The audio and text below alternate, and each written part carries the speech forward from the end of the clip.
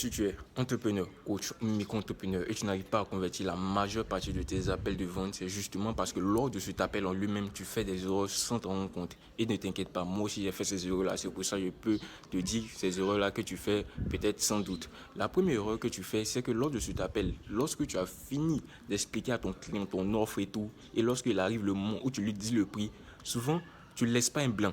C'est-à-dire tu dis le prix à ton client et tu n'arrêtes de parler. Tu le regardes, tout simplement. Parce qu'en faisant ça, le client, lui, va être en train de réfléchir pour savoir s'il va prendre ton offre ou non.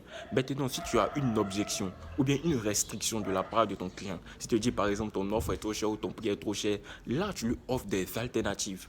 Là, tu lui dis que non, il y a possibilité de payer en 2 ou 3 fois. Là, tu lui dis que non, il y a possibilité de payer, de verser un premier acompte maintenant et de verser le reste la semaine prochaine. Là, tu lui offres des solutions alternatives. Maintenant, là, comme ça, il va se dire mentalement dans sa tête, le gars, il a vraiment envie de m'aider.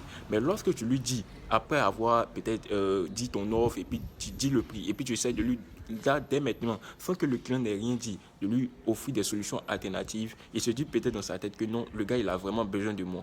Donc, il prend l'ascendance psychologique sur toi. Ce qui est l'inverse de ce que tu veux. Tu veux avoir l'ascendance psychologique de ton client. Donc, évite de faire ces erreurs-là pour, pour éviter de vite. Oh.